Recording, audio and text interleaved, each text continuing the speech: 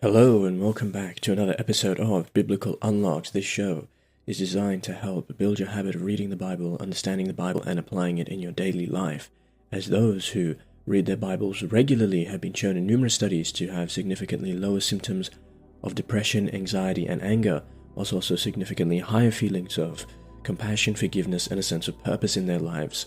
So if you enjoy episodes like this, please consider following and rating the show. It's free, it helps me out a lot, and you can always change your mind later. And Leviticus chapter 18 is going to record God's sexual and familial ethics for Israel. And this chapter in particular is going to forbid certain patterns of sexual behavior that violate family integrity and human dignity. So there are going to be incestuous relationships which are banned, adultery which is banned, male same-sex attractions which are banned, and bestiality among other cultural practices. Now, it's really important to understand that when you're talking about these sorts of sins, people will automatically assume something about the Bible, right? They'll start to think, hey, I don't agree with what the Bible is teaching on this particular matter. What I want you to do is understand the biblical context, understand the difference between moral, ceremonial, and civil laws, and why God would want to forbid certain sexual practices, and whether or not we are in a position to disapproval of God's moral character when God is the definition of morality. We're going to go through this, but just want to point out that the context of this is immediately following chapters 11 to 17, which was about sacred life. It was about blood. We saw in 17 worship, and Leviticus 18 is going to draw a hard line around sexual conduct. Remember, these are the legalistic laws. This is the framework for the Israelites, and it's to be read like an instruction manual. So let's read Leviticus chapter 18. The Lord spoke to Moses, saying, "Speak to the Israelites and say to them, I am the Lord your God. You shall not do as they do in the land of Egypt, where you lived, and you shall not do as they do in the land of Canaan, to which I am bringing you. You shall not follow their statutes.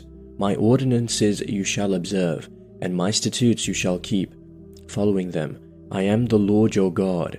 You shall keep my statutes and my ordinances. By doing so, one shall live. I am the Lord." That's verse 1 to 5, basically saying you should obey God rather than follow the neighboring communities like Egypt and Canaan. Verse 6 to 18. "None of you shall approach anyone near of kin to uncover nakedness. I am the Lord. You shall not uncover the nakedness of your father, which is the nakedness of your mother. She is your mother. You shall not uncover her nakedness. You shall not uncover the nakedness of your father's wife. It is the nakedness of your father. You shall not uncover the nakedness of your sister, your father's daughter, or your mother's daughter, whether born at home or born abroad. You shall not uncover the nakedness of your son's daughter, or of your daughter's daughter, for their nakedness is your own nakedness. You shall not uncover the nakedness of your father's wife's daughter, born in your father's house, since she is your sister. You shall not uncover the nakedness of your father's sister, she is your father's flesh. You shall not uncover the nakedness of your mother's sister, for she is your mother's flesh. You shall not uncover the nakedness of your father's brother, that is, you shall not approach his wife, she is your aunt. You shall not uncover the nakedness of your daughter-in-law, she is your son's wife. You shall not uncover her nakedness. You shall not uncover the nakedness of your brother's wife, it is your brother's nakedness. You shall not uncover the nakedness of a woman and her daughter. You shall not take her son's daughter or her daughter's daughter to uncover her nakedness. They are your flesh, it is depravity. And you shall not take a woman as a rival to her sister, uncovering her nakedness while her sister is still alive. So, verses 6 to 18, what we just read, is prohibiting incest, essentially. Verses 19 to 20, "You shall not approach a woman to uncover her nakedness while she is still in her menstrual uncleanness. You shall not have sexual relations with your neighbor's wife and defile yourself with her." Verses 21 to 23 is going to prohibit child sacrifice, bestiality, and male same-sex intercourse in this particular chapter's terms. So let's read. Verse 21, "You shall not give any of your offspring to sacrifice them to Molech, and so profane the name of your God. I am the Lord." Verse 22, "You shall not lie with a male as with a woman. It is an abomination. You shall not have sexual relations with any animal, and defile yourself with it, nor shall any woman give herself to an animal to have sexual relations with it. It is perversion. Verse 24 to 30, this is going to be Canaanite comparison and the consequences of it. 24, do not defile yourselves in any of these ways, for by all these practices the nations I am casting out before you have defiled themselves. Thus the land became defiled, and I punished it for its iniquity, and the land vomited out its inhabitants. But you shall keep my statutes and my ordinances, and commit none of these abominations, either the native born or the alien who resides among you. For the inhabitants of the land who were before you committed all of these abominations, and the land became defiled. Otherwise the land will vomit you out for defiling it, as it vomited out the nation that was before you. For whoever commits any of these abominations shall be cut off from the people. So keep my charge not to commit any of these abominations that were done before you, and not to defile yourselves by them. I am the Lord your God.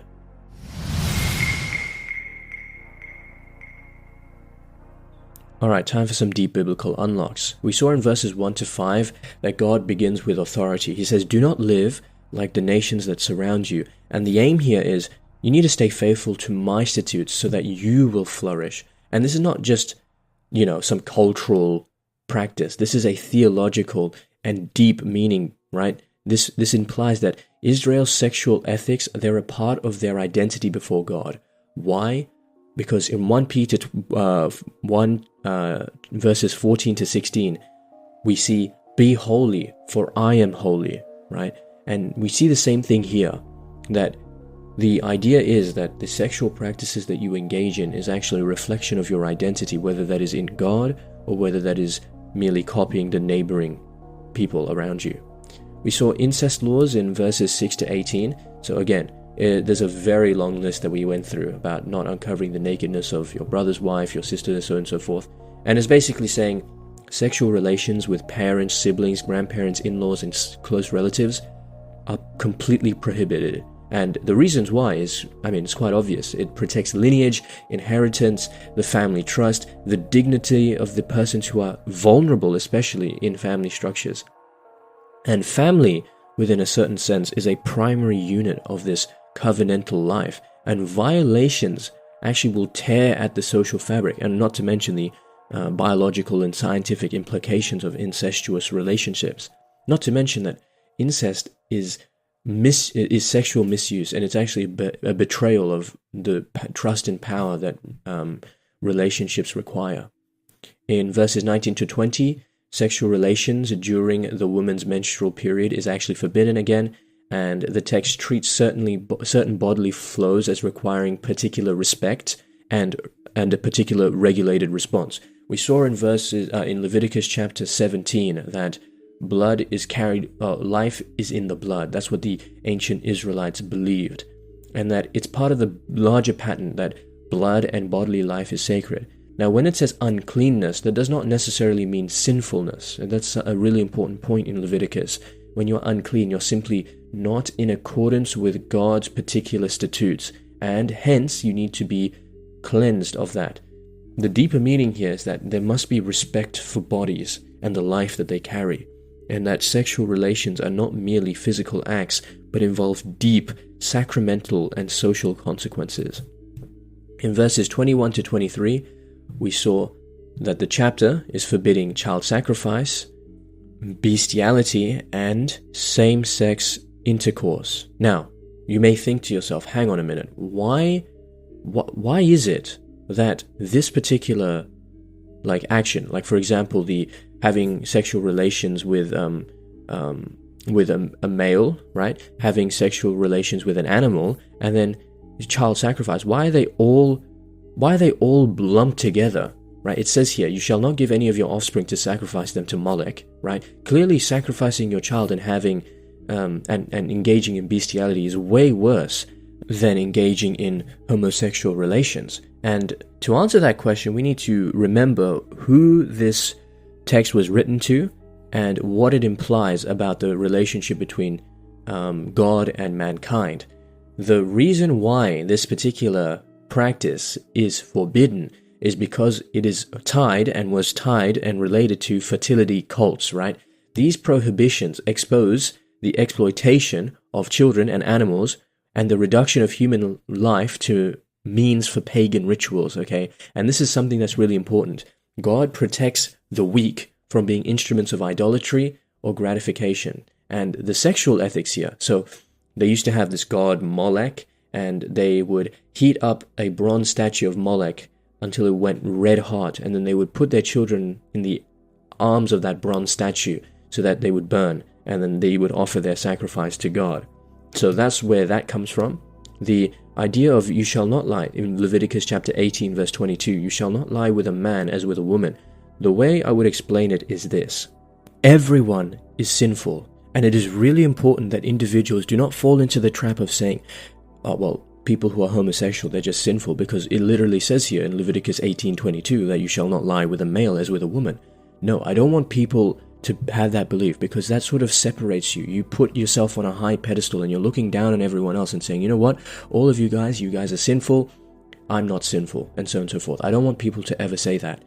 What I would say is this: sin is a problem that every single person struggles with, and this is not particular, right? It's if you are heterosexual, that doesn't mean that you're completely free from sin. In fact, in Matthew chapter 5, Jesus hones in on this in the Sermon on the Mount. He says, if you even look with lust on a woman, you've already committed adultery with her in your heart.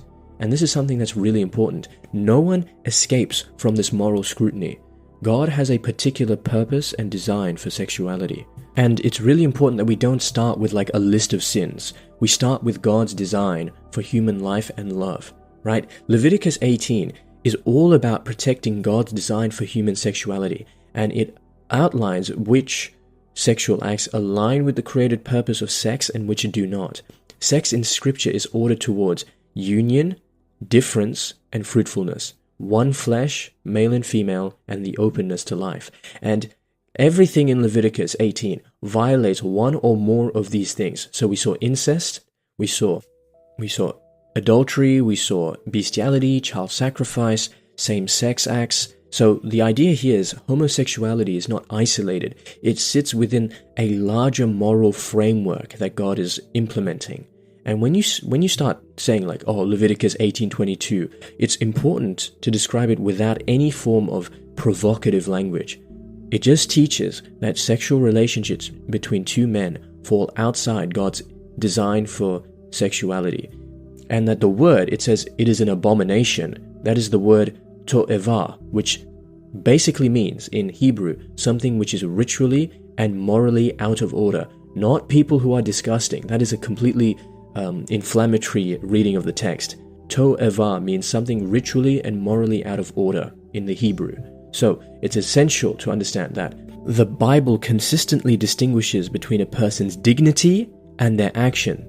Every single human being is made in God's image, but not every desire that you have will lead to life. This applies to lust, adultery, pornography, premarital sex, same-sex sexual acts. There are no exceptions. If you are a heterosexual, for example, every single person is placed under the same moral law. You can say that. Yes, Leviticus 18 does confront homosexual acts, but it also confronts heterosexual sin just as strongly, and Jesus intensifies this in Matthew chapter 5, and no one escapes from this moral scrutiny, not even you, not even me. It's important that we recognize that God has a particular vision, a plan, and a purpose for his vision on sexuality. But Christ does not erase this moral vision. He redeems broken people within it.